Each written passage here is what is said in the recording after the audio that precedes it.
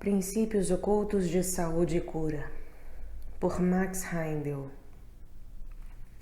Editado pela Fraternidade Rosa Cruz, sede central do Brasil. Canal Lê Conde. Segunda parte, capítulo 6. Hereditariedade e enfermidade. Lamentavelmente, as pessoas atribuem suas más qualidades à hereditariedade, culpando seus pais por elas, ao passo que o mérito das boas qualidades atribuem a si mesmas.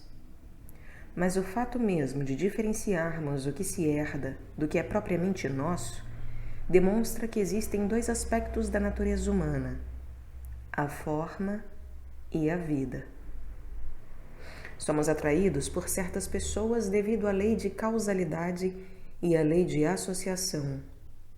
A mesma lei que faz com que os músicos procurem a companhia de outros músicos e se reúnam nas salas de concertos, ou que os apostadores se juntem nos hipódromos e os jogadores nas casas de jogos, ou que as pessoas estudiosas se reúnam nas bibliotecas ou nos centros de cultura, também faz com que as pessoas de tendências e gostos semelhantes nasçam na mesma família.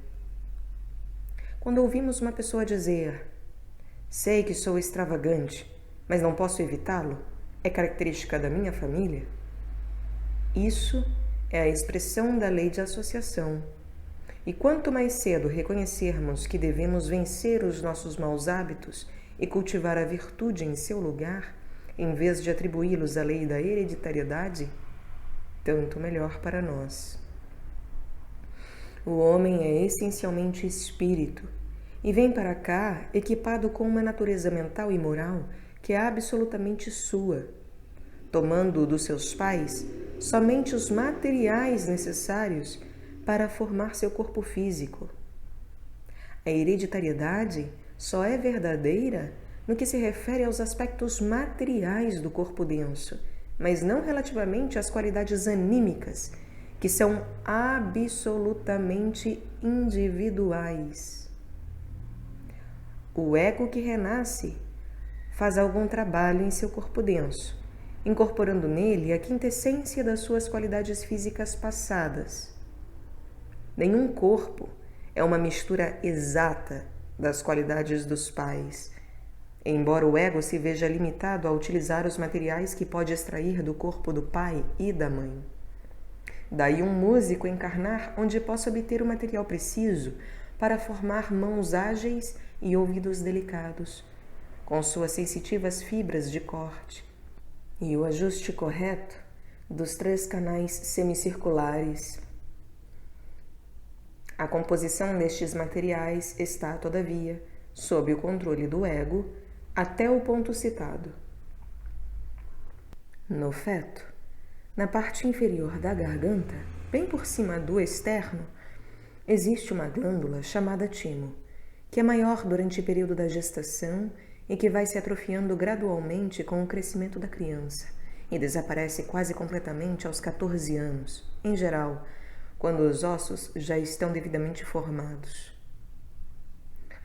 A ciência tem ficado muito intrigada com a utilidade dessa glândula e várias teorias foram propostas a respeito. Uma entre essas teorias sustenta que a glândula fornece o material necessário à formação dos corpúsculos vermelhos do sangue, até que os ossos estejam devidamente formados na criança, de modo que esta possa fabricar seus próprios corpúsculos. Essa teoria é correta. Durante seus primeiros anos, o ego que habita o corpo da criança não está em plena posse do mesmo, e reconhecemos que a criança não é responsável pelos seus atos, pelo menos antes dos 7 anos, e às vezes até os 14. Durante este período, a criança não é responsável legalmente pelos seus atos, e assim deve ser, porque o ego que está no sangue só pode agir adequadamente no sangue de sua própria criação, de modo que no corpo infantil, no qual o sangue é fornecido pelos pais mediante a glândula timo, a criança, na realidade, não é dona de si mesma. É por esse motivo também que as crianças não falam de si como eu, mas identificam-se com sua família. São o filhinho da mamãe ou a filhinha do papai.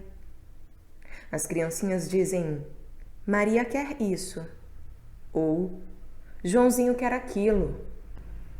Porém, tão logo alcancem a idade da puberdade e começam a gerar seus próprios corpúsculos sanguíneos, começam também a falar de forma positiva.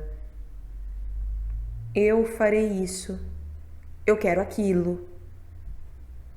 Desde esse momento, começam a afirmar a sua própria individualidade e a distinguir-se de sua família.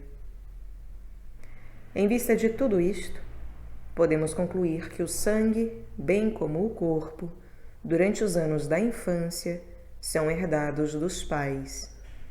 Por esse motivo, a tendência a certas enfermidades também vem com o sangue. Não a enfermidade, mas a tendência. Depois dos 14 anos, quando o ego começa a gerar seus próprios corpúsculos sanguíneos, dependerá muito da própria pessoa o fato de tendências se manifestarem ou não.